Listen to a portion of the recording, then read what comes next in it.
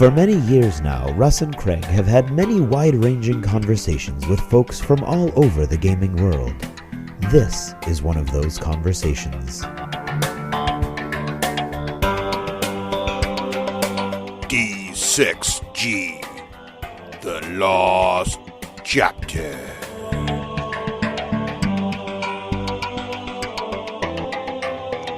Hey, and so we're back at Dunkin' Donuts.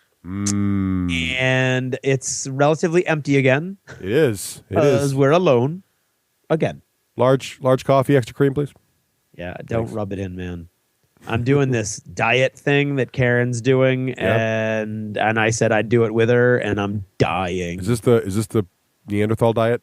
No, Promethean diet? God, no. I wish. No, this is like this cleansing kind of thing where you're like the first 2 days I was drinking these shakes instead of my meals, and then I could get a small meal, and then the last 2 days I've been drinking this like juice drink, and that's all I've been able to eat or drink except for little pieces of apple. Yeah.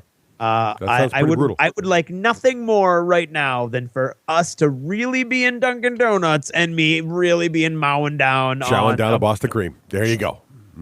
That's what I would like. Boston and the fact cream. that merely thinking about it has got my stomach grumbling so much. It's very hard for me to believe you don't hear it. We should take your mind off of that then and talk about what we did at the last TempleCon last week. Let's talk about our mega battle. Nice. At TempleCon and the concept of a mega battle and how you might do a mega battle. Right. So basically, Russ actually had the idea. We were approached, and people were like, "Hey, do Dystopian Legions," and we were like, "Okay." And then Russ was like, "Oh wait, I've got an even better idea. Let's do a mega battle so I can play something too."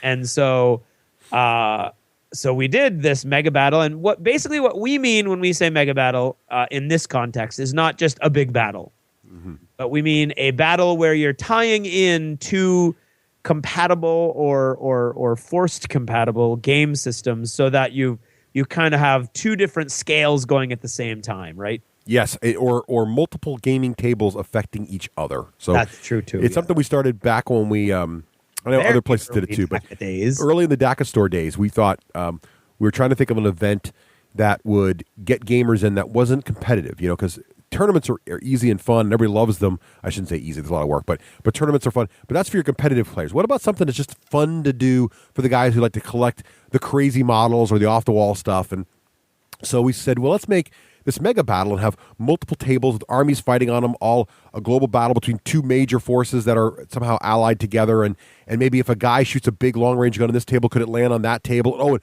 what if there could be the spaceships in orbit on this table over here that are bombing the planet? When they do that, it affects that table. A big temple come down. So that was where it started back in our 40K days. And so I thought, well, wouldn't it be fun to do this with Dystopian Wars, where you'd have a table of Dystopian Wars, the ships floating around, and they would be shelling an island or some land location. And meanwhile, on the land location, instead of doing Dystopian Wars with the smaller scale stuff, you had Dystopian Legions there. And somehow whatever would happen on the Dystopian Wars table would affect the Dystopian Legions table. And that's where Craig kicked in and figured out all the Dystopian Legion rules and figured out a good time together. Right. And it worked awesomely. It did go very well. Everybody had a lot of fun. It was very active. It was very energetic. It was very, very cool.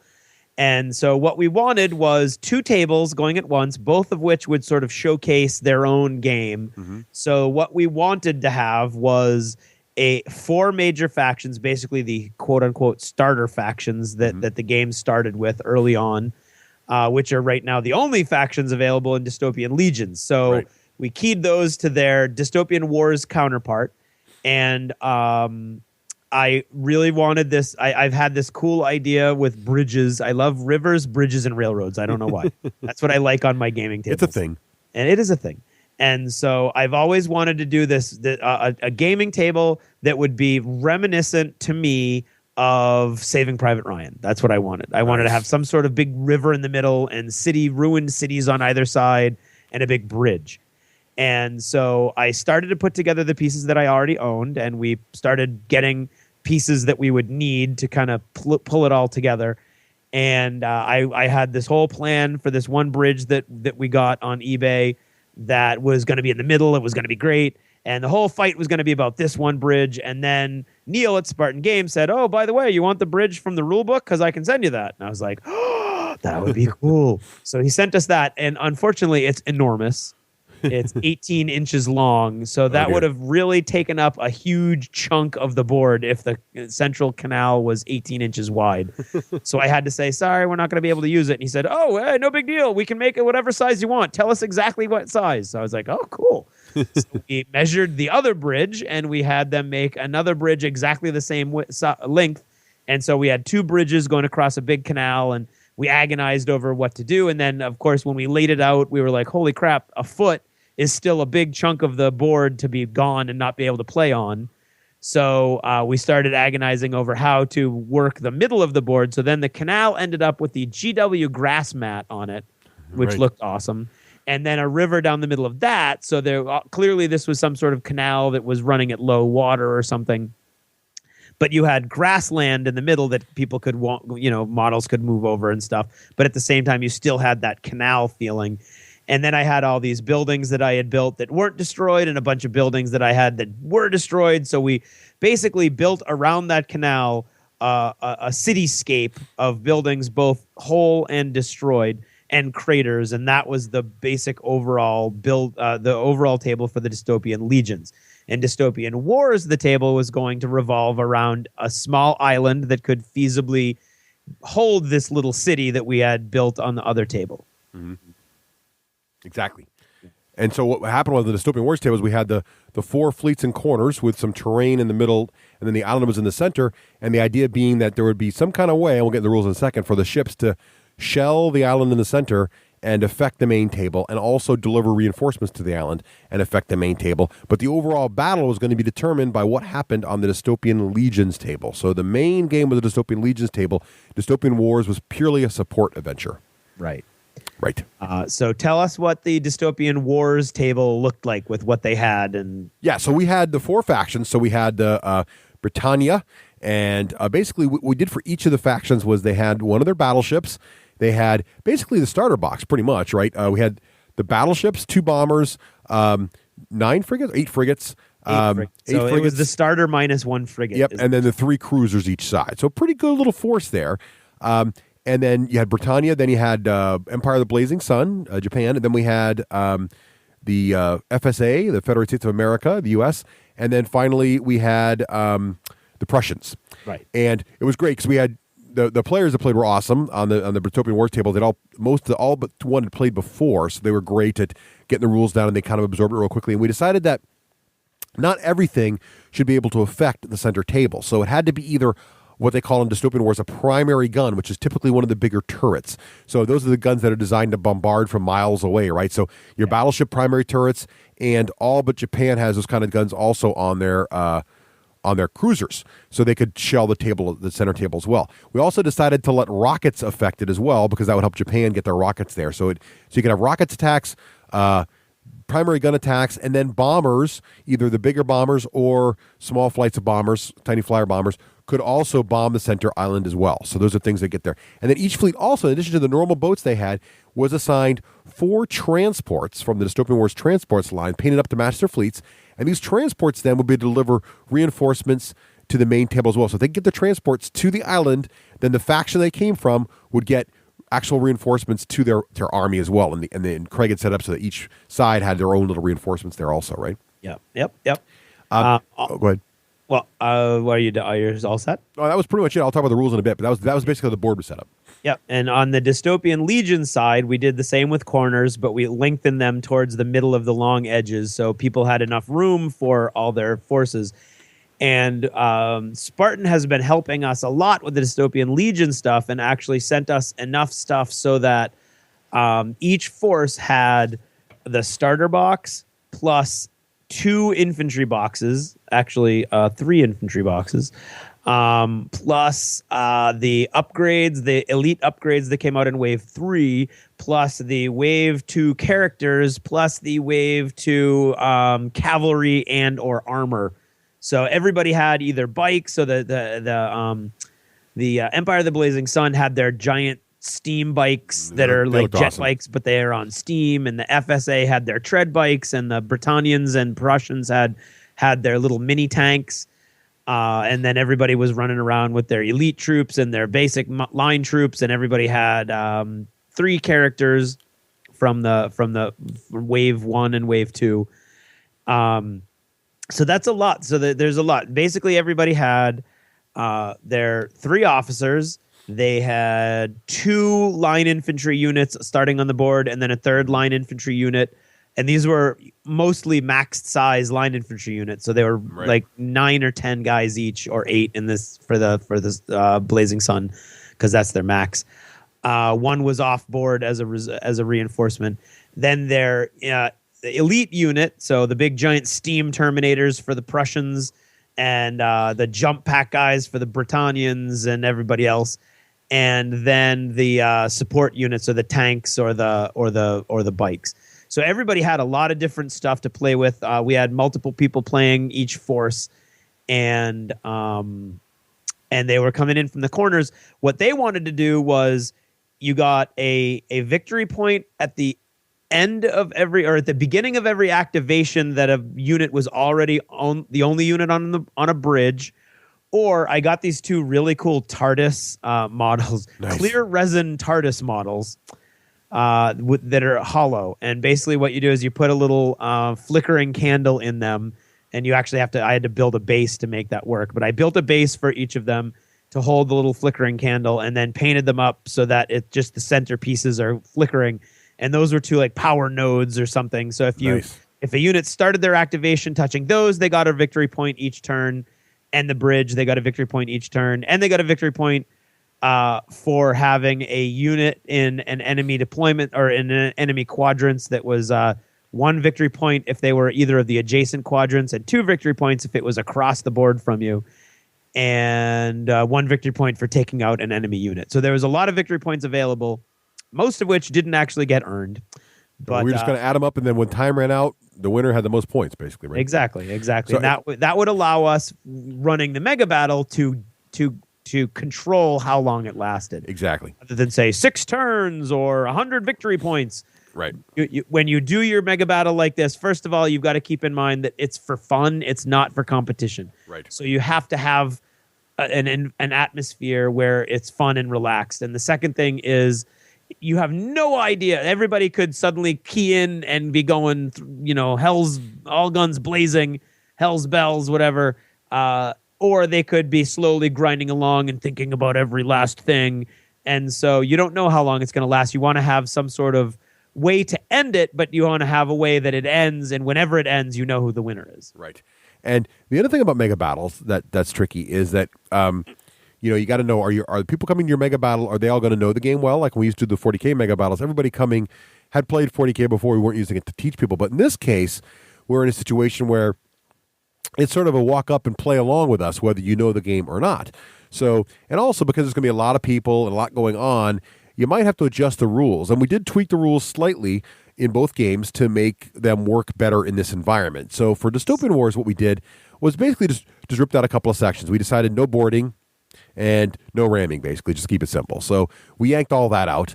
And that was pretty much it. Fortunately, Dystopian Wars plays reasonably quick, except that there's a lot going on. So the other thing we wanted to make sure we did was that we didn't want to have the tables dependent on each other for timing. So we don't want it to be like, well, if I shelled the main table, we got to now stop the main table and us wait. We wanted to have what I would call an asynchronous way of communicating the activity. So we'll get to more about the special rules in a second. But for Dystopian Wars, basically, we yanked out boarding and ramming and said that's all you can do, and kept it going fast. What about Legions, Craig? What did you guys have to do to make that a little more Dystopian Legions has a much more granular rule set, I would say. Oh, no cards. We also yanked the cards out. Sorry. Go ahead. Yeah. Dystopian Legions has cards also. We yanked those out.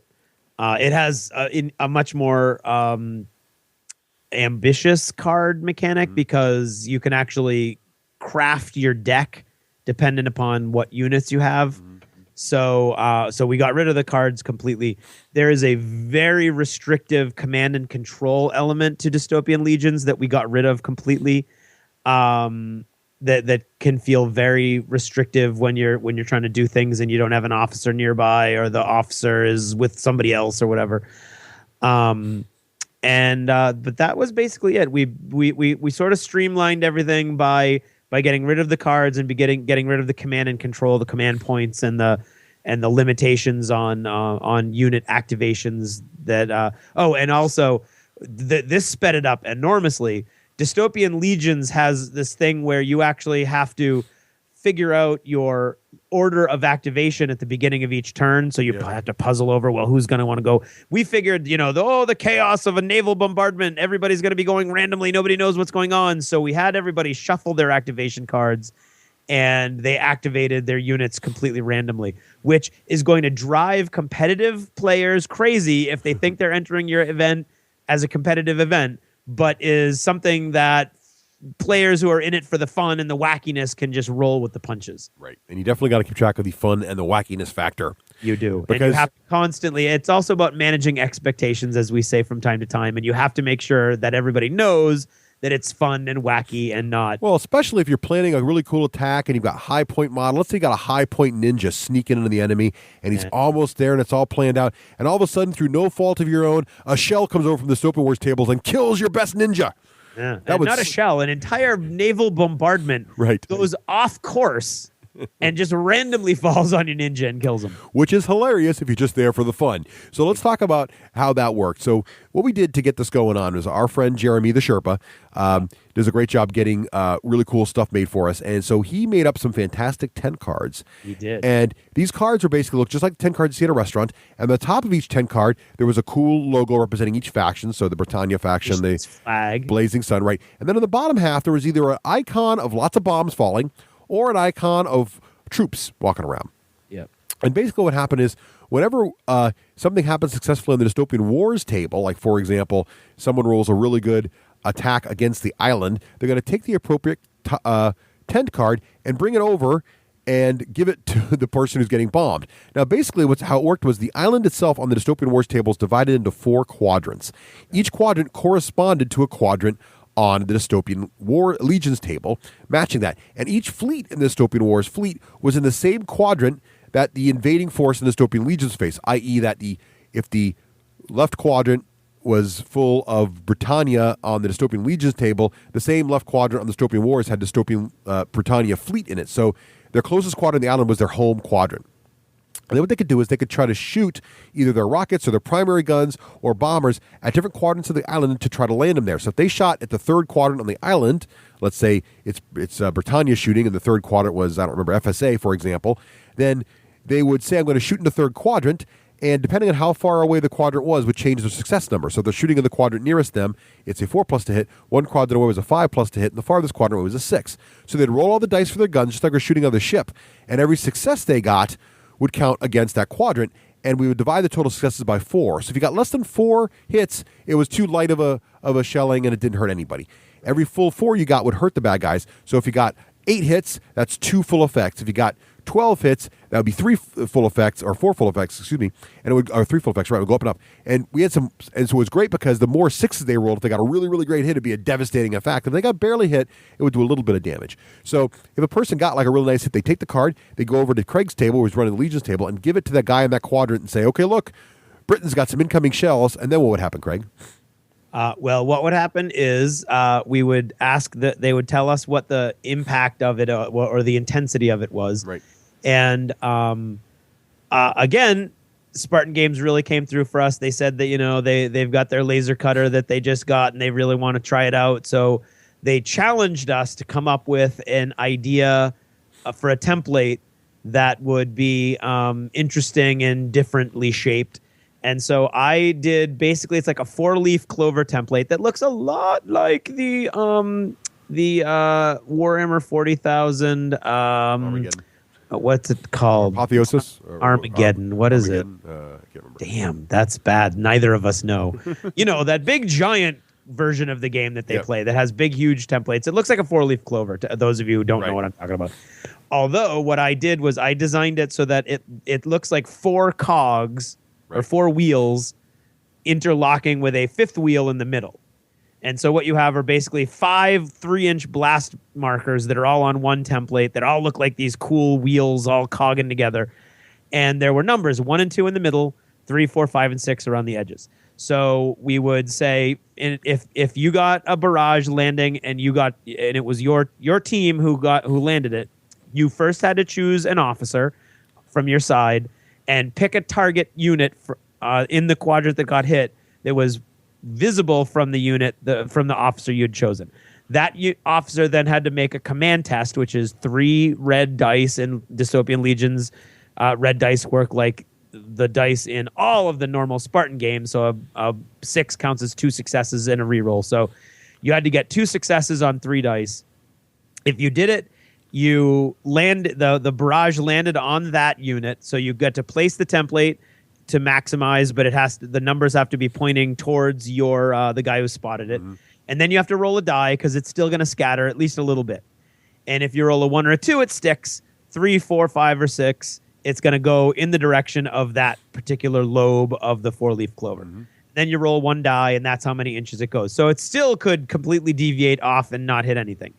If they failed their command test, then it was still going to land on somebody in that quadrant, but it was going to be a random unit in that quadrant. So you better hope that you don't have any units in that quadrant. And I didn't do this in the game that we played, but I really wish I did. It should have deviated exactly the same way the other, but 2d6 instead of 1d6. So should have been a more likely. But then, once you have the template placement, you have so let's say they got 14 hits, 14, 4 goes into 14 3 times with a couple left over. So they're going to roll 3 times to see which 3 of those lobes in the template are potential targets. And then they're going to roll the 14 dice, and they can nominate any of the models that they would normally be able to hit underneath the template with those hits that they did. And they were red dice, so they were exploding, and people were dying all over the place, and ninjas were being killed, and it was horrible. It worked really well. What was neat too about it was we didn't want to end up in a situation where we were waiting, so we wanted to have it so that basically the ships would shoot, and then reasonably quickly there'd be some kind of results to get the Dystopian Wars guys feeling like they were affecting the table. And it worked really well because they'd give the card over there. And then, I know you guys didn't wait till the next turn. You kind of waited till there was a moment of break and just sort of did it then, right? Yeah, as soon as the activation that was currently being done was over, we did the bombs went off. So it'd be pretty cool. So it was great because I would run over and say, we got to, and it would get ready. So that the Britannia player would say, I'm going to fire my battleship. And so while he was getting his dice pool ready, I'd run over to the Dystopian Legions table and say, your spotters have seen the Britannia battleship's guns are leveling against the island. Watch out, quadrant! Watch out! Blazing Sun's quadrant looks like aiming at you. And they get all nervous and run back over, and he'll roll. And we're like 22 hits, and they'll freak out. And so they know the card will come over there, and then a couple minutes later they'll say, "Oh my God, we killed the Japanese ninja!" And of course, huge excitement from the Dystopian Wars table comes up, and that worked out really well because it kept them focused. Because I was really afraid the Wars guys would start infighting themselves so much and forget the center, but they really kept their eyes on the prize. So that was the primary interaction, really. Whether it was a bomber or whether it was guns or whether it was rockets, they all work basically the same way. The other thing that could happen, though, was troop transports. So if the troop transports could make it to the island, and we were playing the transports at the same stats as the matching nation's frigate, so just get there fast. So they were very cautious of the transports in the beginning because they want to get them sunk. They were very cagey. And then about halfway through the session, the transports started to get close. So a couple times I'd run over and say, oh, look, FSA, your transports are really close to within 4 inches of the island. You can see them. They're saying, oh, no, the Prussian frigates came in right behind them and just sank them both. Sorry to tell you that. So they'd be I'm pissed off. Yeah. So then they go back and then it was great because they'd run over and they'd say, we need more bombing in this section. So they come running and telling the Dystopian Wars guys. The interactions worked much, much better than I expected, actually. It was great. It worked great. Now, how did the reserves actually work, Craig, once some of those transports did make it? Because all the factions eventually got some landfall with their troops. Yep. How did that work out? Well, my initial thought was we were going to start with everybody having 3 full line squads at the beginning of the game, and then a reinforcement would basically allow you to respawn a squad. Yep. And it had to be an infantry squad. We didn't want anybody's bikes to come back from the dead and change the whole game or whatever. Yep. But and they're giant transports, so yes, it is laughable that they only have 1 squad. But there you go. And then as we play tested it at Myriad Games, we realized that it is killing an entire unit in Dystopian Legions is a grind. Yeah. And it's very difficult, and it doesn't often happen, and until the sort of the end when the tipping point occurs, and then everything starts to die. But it's very hard. So what we decided was to hold back one squad. So every side had a squad that was held back as a reserve. So the first transport that hit the island would offload your squad. And basically what we decided was to give people the opportunity to flank if they wanted to, was that the squad would come on whatever quadrant of the island the transport landed on. So if you landed on somebody else's quadrant, you could bring in a squad. And I don't think that was actually translated to the Dystopian Wars players. That I don't think I told them that. Well, they didn't know, but to be honest, they were so nervous trying to get the transports there without getting them sunk. Oh, yeah. Well, they're fragile. Yeah, I don't think they would have risked it. They just wanted to get them to the island. That would have brought them a lot closer to the bad guys, too. Yep. Yeah. So they could have done that, but none of them did. So basically, towards the end of the game, they were all bringing on these reinforcement squads, which was cool because they were coming on right where you needed them most. And the FSA squad, which was closest to where I was running the game, brought their reinforcements on just where they needed to kill the mad scientist character from the second wave of Dystopian Legions releases. So it was really cool that you'd be like, oh my God, what are we gonna do? And all of a sudden, like down would come a table tent with your reinforcements indicated on it. You'd be like, yay! And I think only one table tent went down that didn't get used because the FSA hadn't lost a squad, and they got 2 table tents down. Oh wow! And so everybody else, I think the Blazing Sun got 1 and got to use it. The British got 1 and got to use it, and the Prussians got 2. And they got to use it because 1 got just wiped out by massed British tankette fire. Nice. In the last turn. So it was cool because all of that interaction worked pretty much exactly as we had hoped, because the one thing we hadn't been able to play test because of Artemis, which was well worth it, was that the interaction between the 2 tables. Yeah, and it worked very, very well. And you never know. It's hard to... It really comes down to your players being in the right spirit, and we were really blessed with a great crew of people. I mean, everybody at the Dystopian Wars table was fantastic. All the Legions guys were really into it. How many guys did you have at the Legions table, Craig? I had at one point, I probably had like 10 or 11. Yeah. Who were sort of switching in and out. It was weird. Only one guy was running the Britannians for most of the game, but 3 guys were running the FSA for most of the game. Nice. And then the other 2, and the guys would come in, and one guy would have to leave, and another guy would come in. So I think overall, at any one point, there was probably between 8 and 10, but there was probably between 10 and 15 total guys that and girls. We had girls as well. And it was neat because on the Wars table, too, we only had 1 player per fleet running them. That's because most people were interested in the Legions because it was the new hotness, right? So we had 4 guys on the Wars table, but you're right, there were more people playing because there were 4 people pushing models, but some of them had friends watching, and then they were also acting as couriers back and forth to the main table. So they go talk.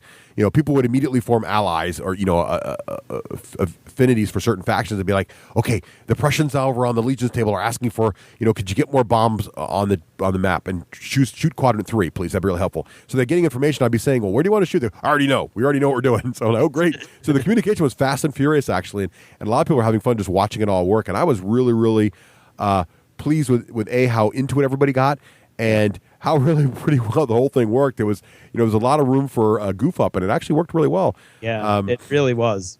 Yeah. I think the simplified rules worked great for both sides. The games played quickly. I mean, we played for about 3 hours. I think a lot got done on both tables. It felt like Japan was. It was funny. The Japanese fleet was almost wiped from the sea.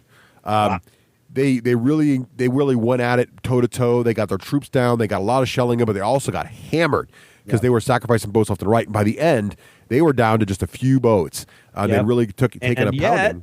And yet, what happened at the end of the Legions table, Craig? On the Legions table, the Blazing Sun won like in a walk away. Yeah, so they managed, and it and a lot to do with their ninjas. Actually, their ninjas went in on one of the TARDIS points, and then every activation, they would just throw down a smoke pellet. Right, and he would be able to shoot them. So they were holding the center. Now somebody could have. They were basically blocking off the FSA and the Prussians, and the Britannians could have flanked them and gone in. So it wasn't like the ninjas are overpowered and they were, they were unstoppable. They literally were wide open to the Britannians, but the Britannians were having their own problems down the canal with the Prussians.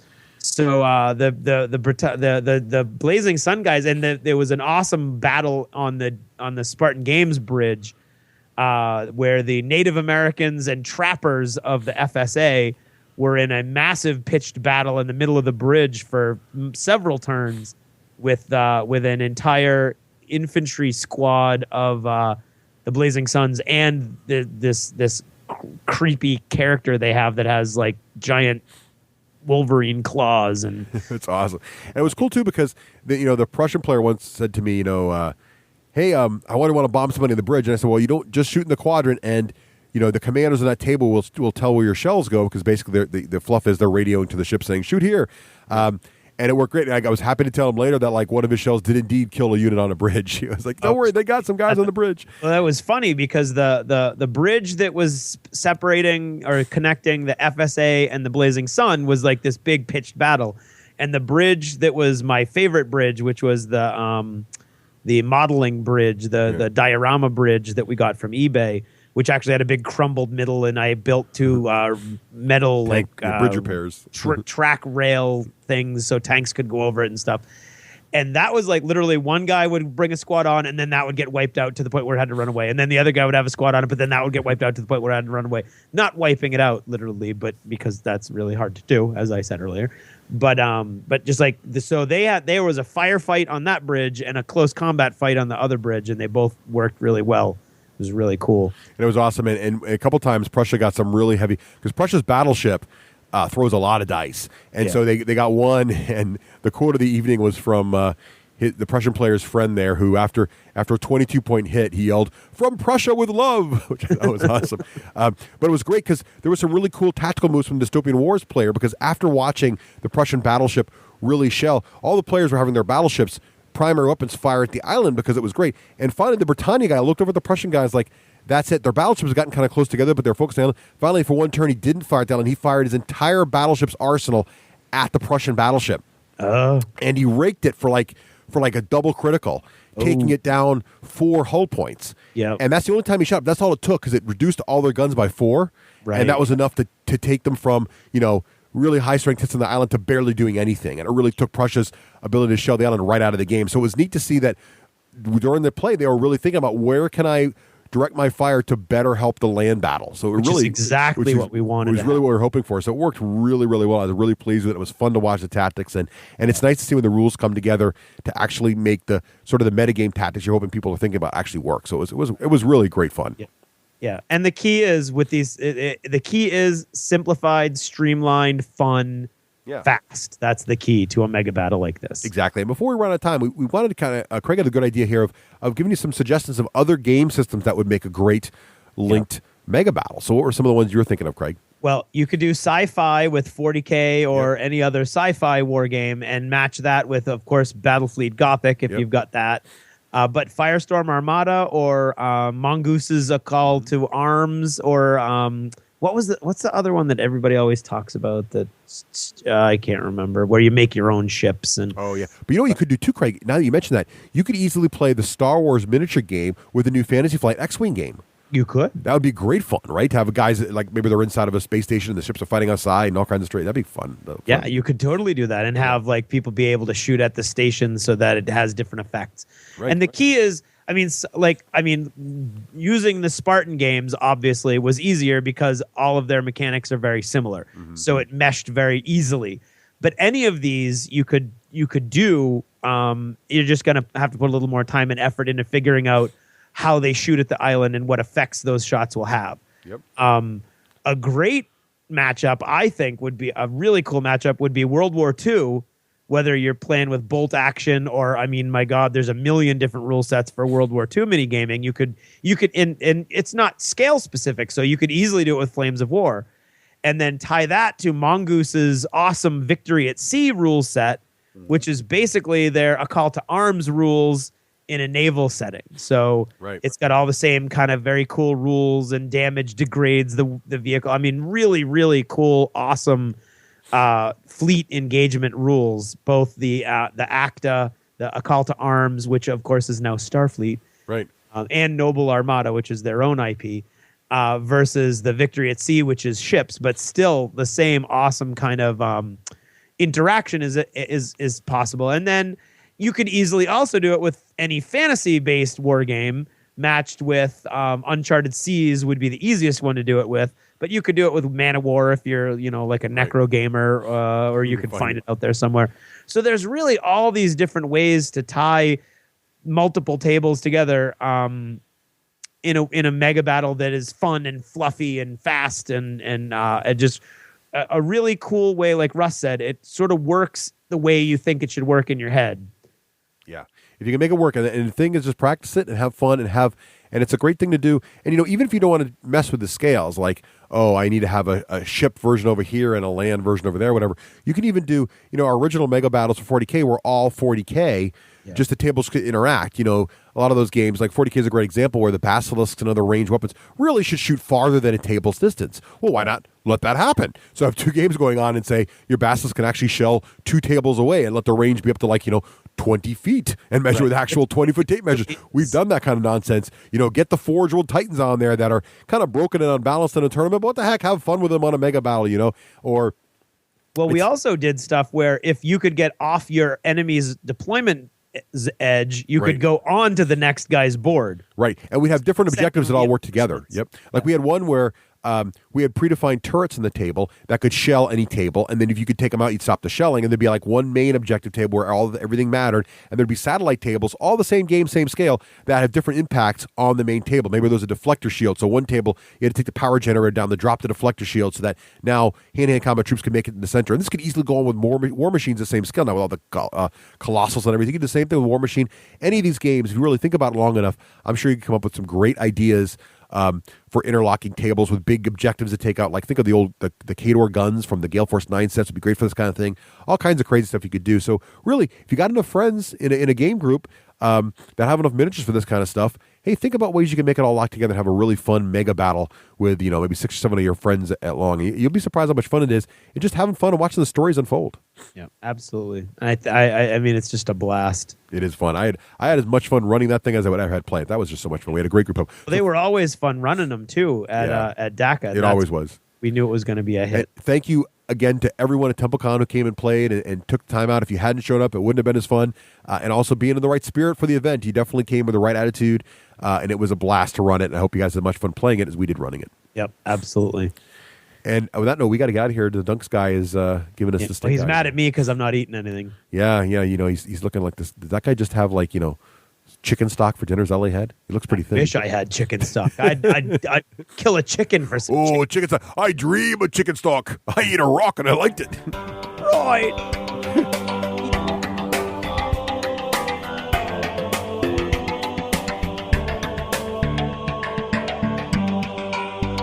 Thanks for purchasing a D6G Lost Chapter. Supporting the show helps it grow.